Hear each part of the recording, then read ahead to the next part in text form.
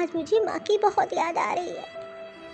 यही सोच रही हूँ, काश आज माँ होती तो कम से कम मेरा हाल चाल लेती। अरे दिन में 2 बार तो मुझे फ़ोन करती कि प्रिया बेटा खाना खाया और तेरे ससुराल में क्या हो रहा है। अरे तुझे कुछ ज़रूरत हो तो मुझे बताना। और आज देखो मुझे तो कोई पूछने वाला ही नहीं रहा। काश माँ होती। माँ, आज बहुत मन कर रहा है कि तेरे गले लग के खूब रो लो, लेकिन भगवान ने मुझसे वो भी छीन लिया। माँ होती है तो घर घर लगता है, मायका मायका लगता है। अरे अब मैं अगर अपने घर जाऊँ तो, लेकिन वहाँ है ही कौन मेरा? मेरी हालचाल, मेरी खोज खबर लेने वाला कौन है ये?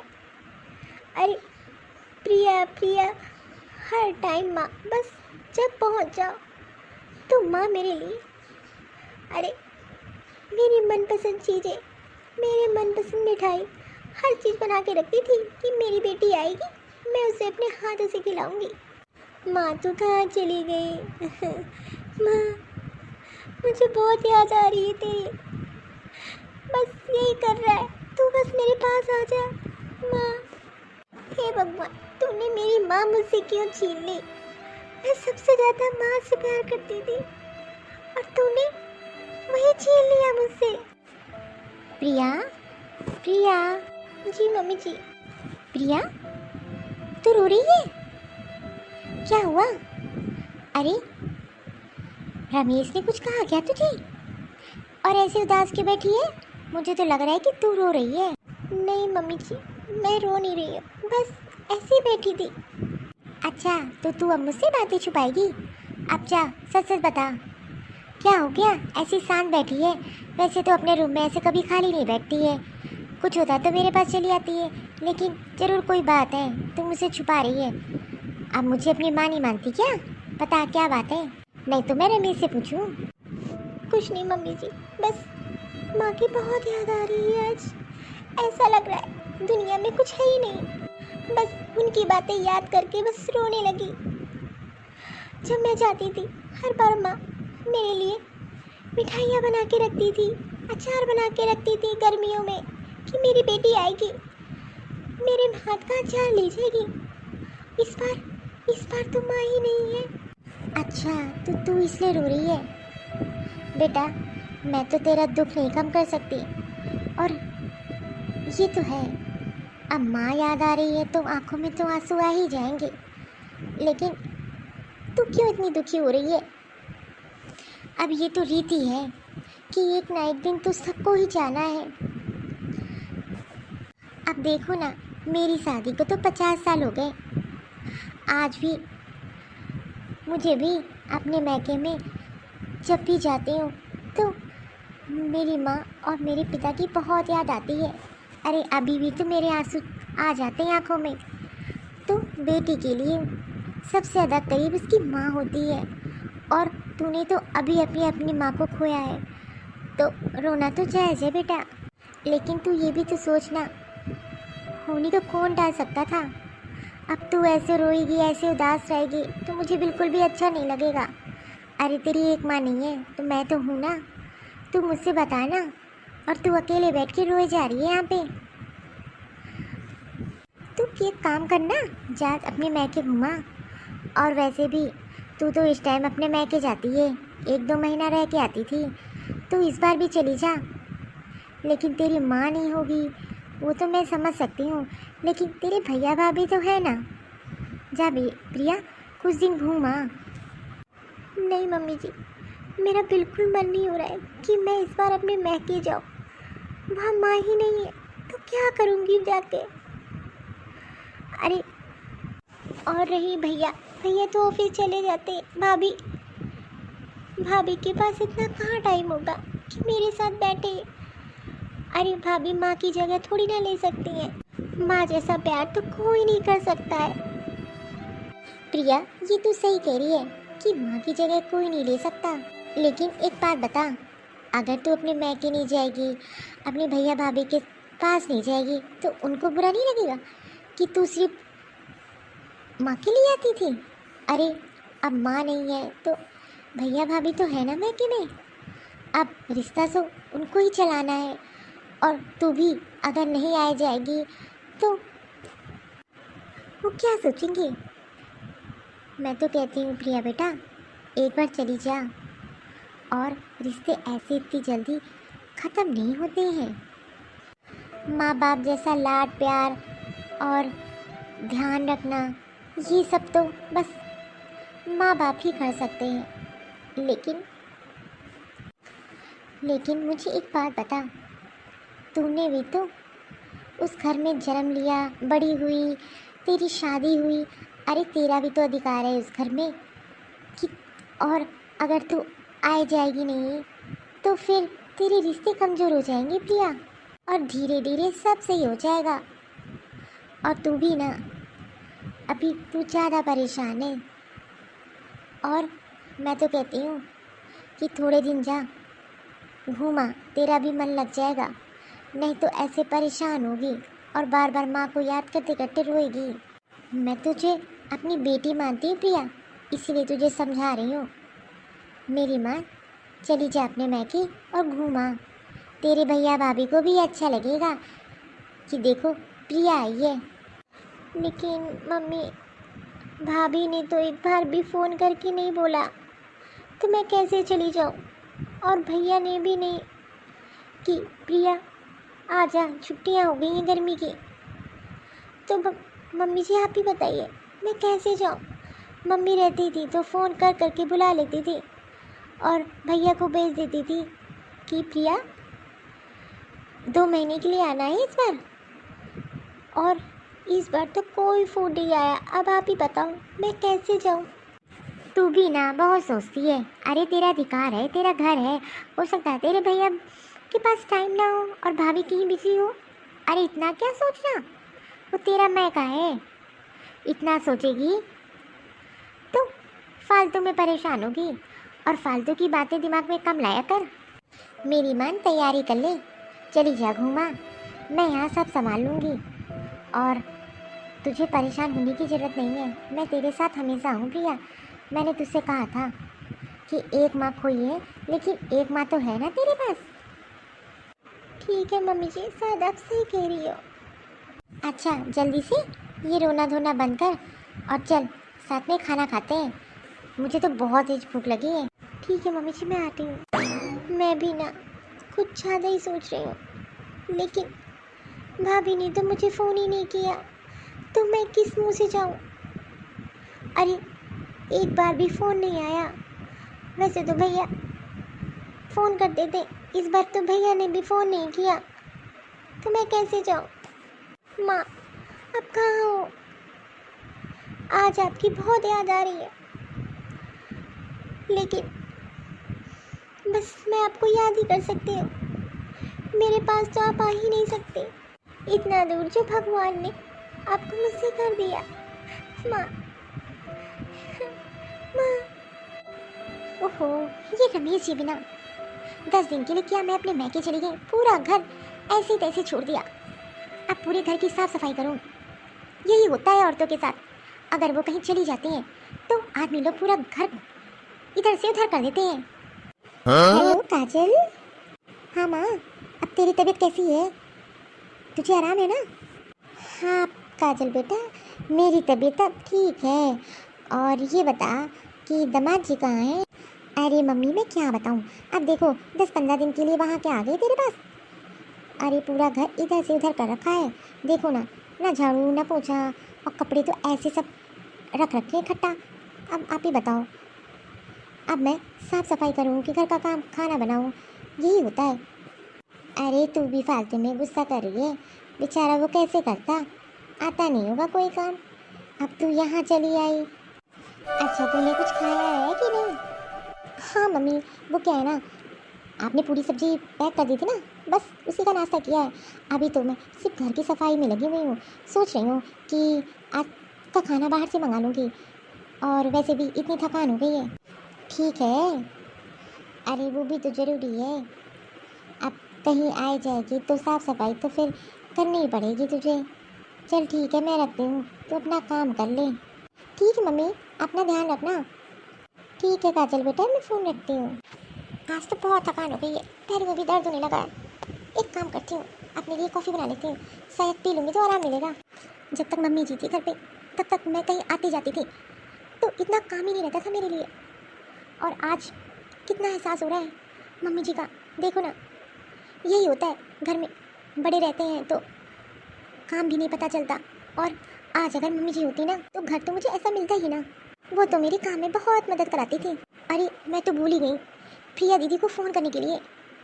वो भी क्या सोच रही होंगी कि भाभी ने तो मुझे फ़ोन ही नहीं किया। 1 महीने होने वाले, मैंने उनको फ़ोन भी नहीं किया।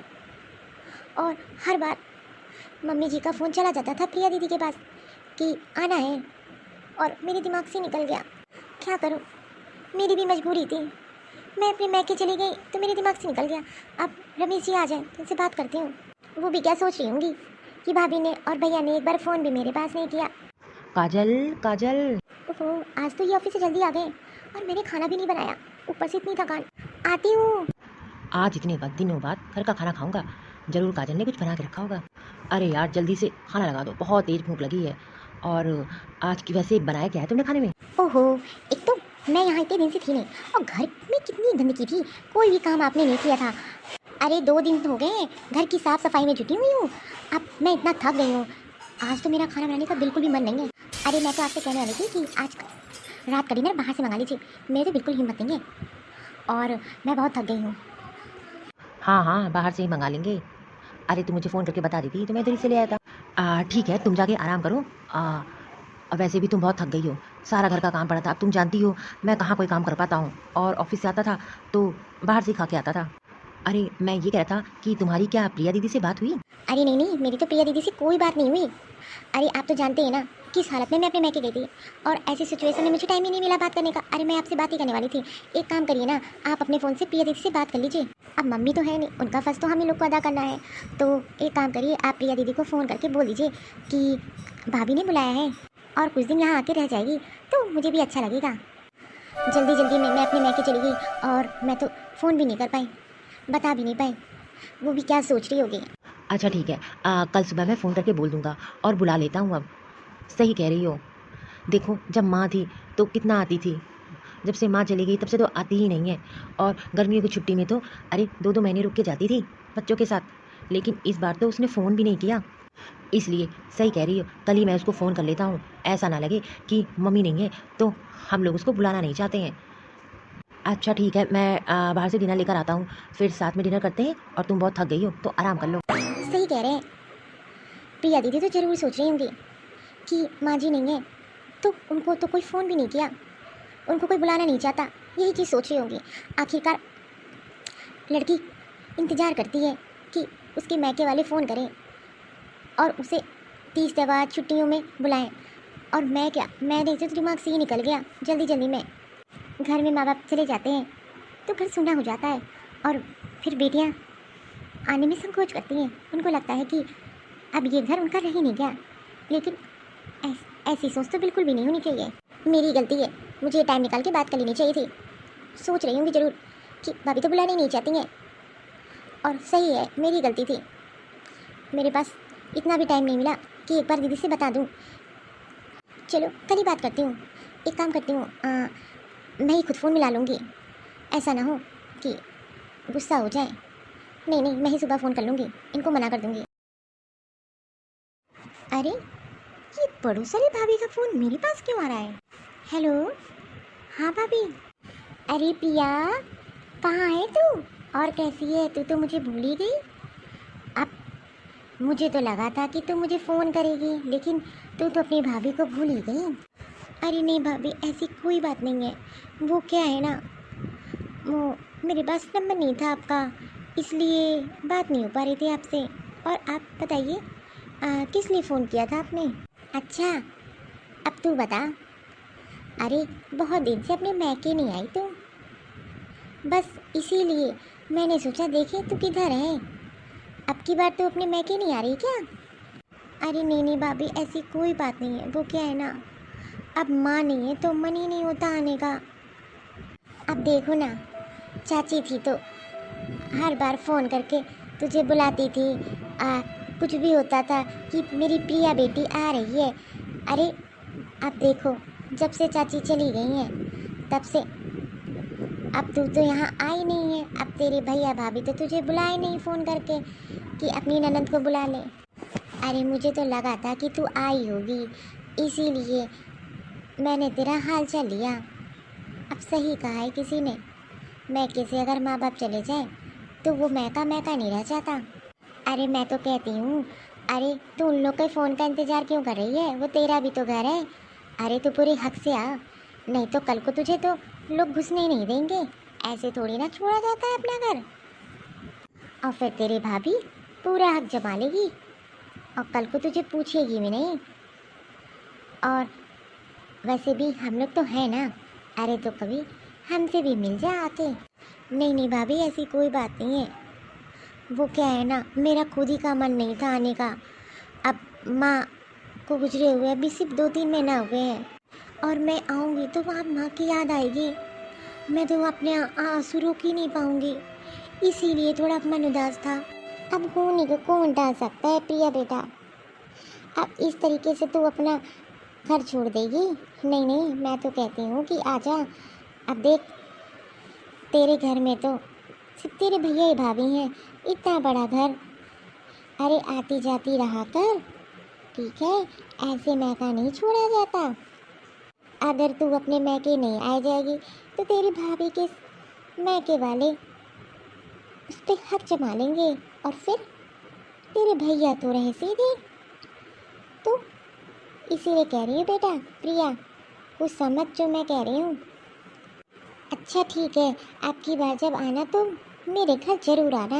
और हाँ, ये नंबर मेरा है, सेव कर ले बेटा। अच्छा ठीक है, मैं फ़ोन रखती हूँ और मुझे फ़ोन कर लिया कर। ठीक है भाभी, नमस्ते। क्या भाभी सही बोल रही हैं कि एक बार भी भैया भाभी ने मुझे फ़ोन नहीं किया, ना मुझे बुलाया? उनको पता है कि माँ नहीं है, तो कम से कम वो तो फ़ोन कर सकती थी, लेकिन नहीं, उन्होंने ज़रूरी नहीं समझा। अरे वो चाहते ही नहीं होंगे कि मैं छुट्टियों में वहाँ आऊँ। नहीं नहीं, इस तरीके से मुझे अपना मैका नहीं छोड़ना चाहिए। अरे वो मेरा भी घर है, मेरा भी अधिकार है उस पर पूरा। मैं किसी का क्यों इंतज़ार करूँ कि मुझे कोई फ़ोन करे? भाभी सही कह रही हैं, माँ बाप के अलावा कोई किसी का सगा नहीं होता है, सब मतलबी के रिश्ते होते हैं। अरे प्रिया, अरे क्या हुआ? ऐसे क्यों बात है? बता, कोई बात है क्या? कुछ नहीं, बस मम्मी की याद आ रही थी। बस यही सोच रही थी कि छुट्टियों में मम्मी के पास रहती थी, और जब पूरी छुट्टी ख़त्म नहीं रहती थी तब तक नहीं आती थी। हाँ हाँ, ये तो तू सही कह रही है। अब देखो ना, जब से मम्मी जी गई हैं तब से तो तेरे भैया भाभी ने फ़ोन ही नहीं किया, एक बार भी नहीं बोला कि प्रिया आ जा, यहाँ पे घूम जा। यही होता है, माँ बाप के जाने के बाद भाई भाभी तो पूछते ही नहीं है ननंदों को।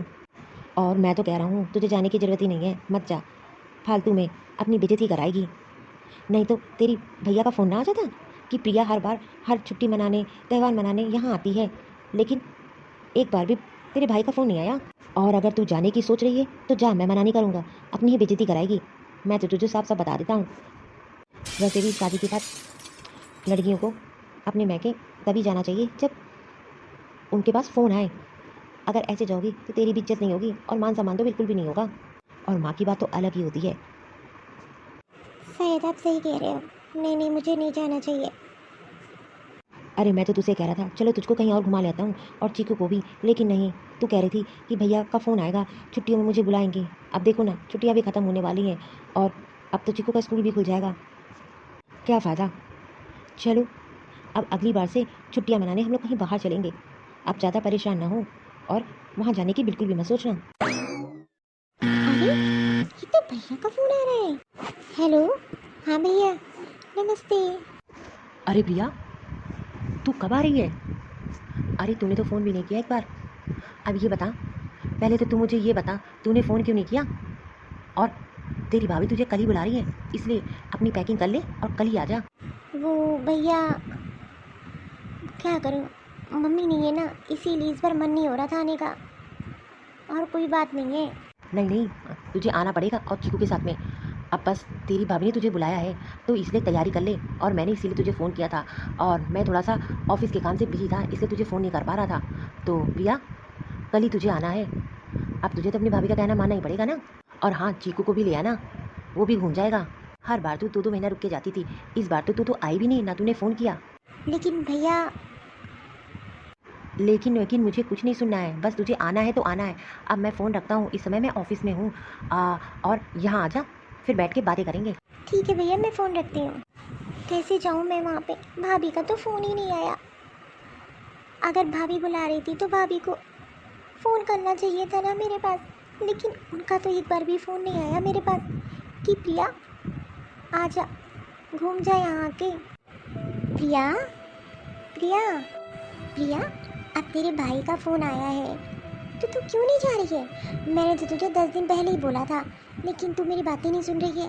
अरे, अब तेरे भैया ने सामने से फ़ोन किया है, तुझे बुलाया है, भाभी ने भी तुझे बुला रही है, तो तू क्यों नहीं जा रही है?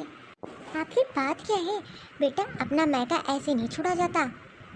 और अगर तू नहीं बना के चलेगी तो अरे, तू भी तो अपनी तरफ से फ़ोन कर सकती थी। अरे, तू भी तो जा सकती थी अपने मैके। मम्मी जी, वो रमेश जी बोल रहे थे कि शादी के बाद जब लड़कियों की शादी हो जाती है और घर में अगर माँ बाप ना रहे तो मैका उनका ख़त्म हो जाता है। रमेश जी बोल रहे थे अगर तुझे जाना है तो जाओ, लेकिन तुम्हारा वहाँ कोई मान सम्मान इज्जत नहीं होगी। और अगर भाभी मुझे इतना ही बुला रही थी तो सामने से फ़ोन कर देती ना। अच्छा, तू मेरे बेटे के कहने पे आई है?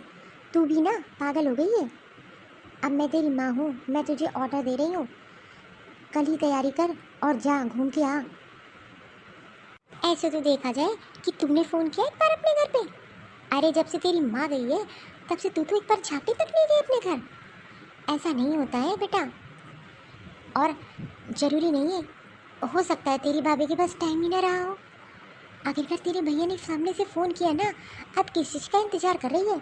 अरे, मैं तो कहती हूँ कल सुबह ही निकल जा और रात में पैकिंग कर ले, मैं सब संभाल लूँगी, और जितने दिन मन हो उतने दिन रह के आना। अरे, माँ नहीं है तो क्या हुआ, भैया भाभी है ना, ऐसे नहीं आ जाएगी, छोड़ देगी आना जाना, तो फिर तू कहाँ जाएगी? और भाभी भी तो माँ के समान होती है। शायद मम्मी जी आप सही कह रही हो। ठीक है, कल ही मैं जाती हूँ। और हाँ, मन में कभी किसी के लिए नफरत और बुरी चीज़ नहीं सोचनी चाहिए। हो सकता है जो हम सोच रहे हैं वो गलत हो, इसलिए सामने से जा और देख। और रिश्ते बनाने पड़ते हैं, इसलिए कह रही हूँ बेटा, रिश्तों को ख़राब नहीं किया जाता है, और रिश्ते बनाने के लिए अपना भी हाथ बढ़ाना चाहिए।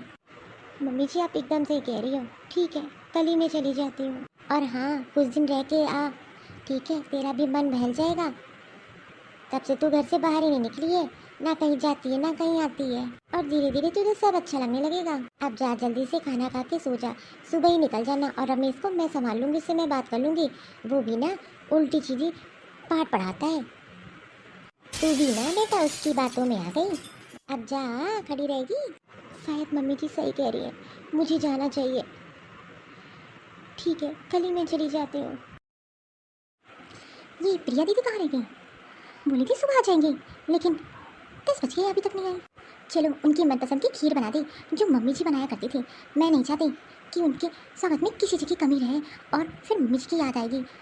मैं नहीं चाहती कि वो मम्मी जी को याद करके रोएं। आखिरकार मम्मी जी नहीं है तो मुझे तो उनका फ़र्ज निभाना ही पड़ेगा।